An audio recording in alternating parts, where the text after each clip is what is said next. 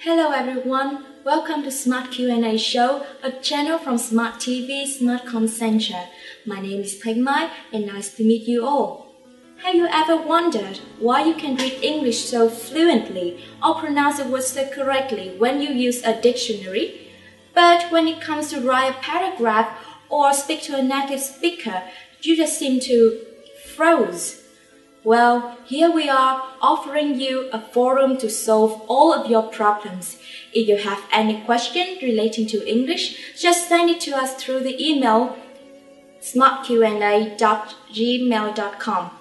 We will be gladly to solve all of your problems. And remember, English is not a destination. It is a journey, it is a life. Thank you and see you again. Hello everyone, from the last time we met, we have received a lot of questions from students who are having trouble studying English.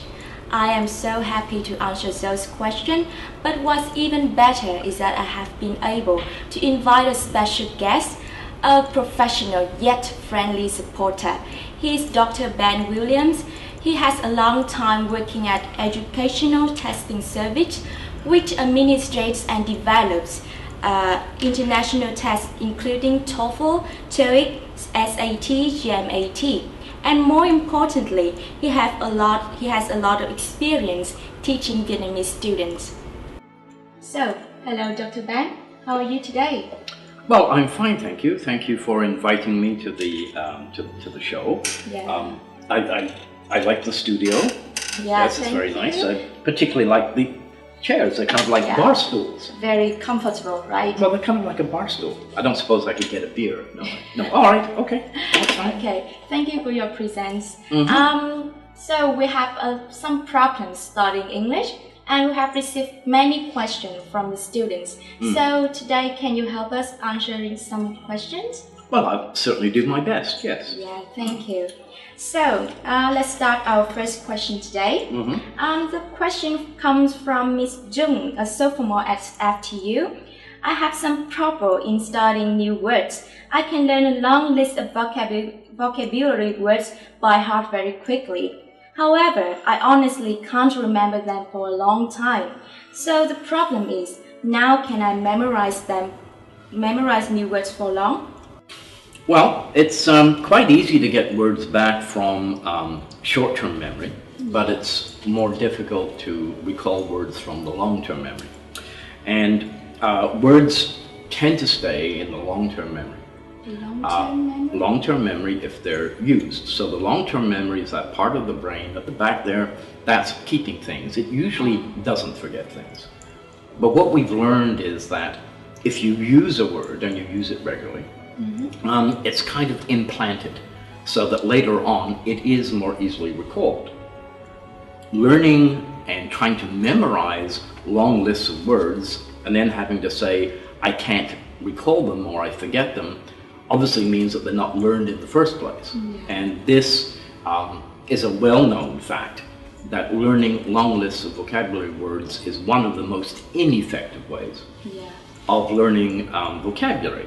So, in able to remember the words that you do use, you have to use them in a variety of ways.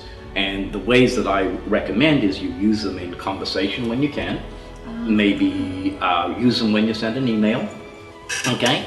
And you have to find ways of bringing these words into your conversation and your writing. The idea is you've got to get these words off the word list and get them up here. And you can't do that unless you use them. And if you use them on a regular basis, they are going to be implanted. They're going to be there for instant recall. And that's what I'm suggesting. And the other thing is, of course, everybody knows you've got dictionaries and things like that. But the other good thing is, here's a thesaurus. This is a thesaurus. Now, I'm not a young person. Okay. I'm an old guy. I've been around for many years, all right? And I've been to university and I have my PhD, and you know what? I still carry my thesaurus. I carry this around in my briefcase all the time. Because it's a valuable tool in terms of learning vocabulary. You always learn vocabulary, you go to a thesaurus you try to find the simplest explanation for that word. So if you've got a huge word that says gargantuan, and you're, gargantuan, what the heck is that?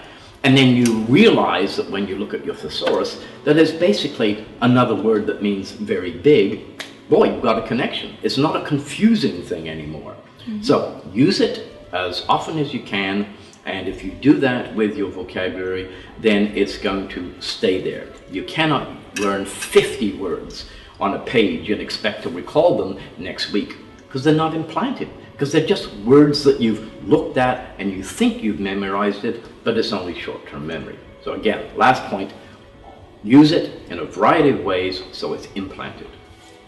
Okay, so we should use it over and over and over again and try to connect it to the real life. Is that right?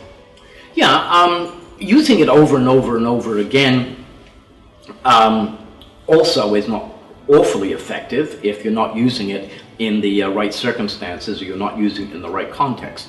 Most of the words you learn on a list have their place, and they can be used in certain times, but they can't be used every day. And let's talk about gargantuan. If every time you want to say that's big or that's large, we use gargantuan, we're going to sound like a broken record. Yeah. And it just doesn't fit. It's not necessary. So that's the other side.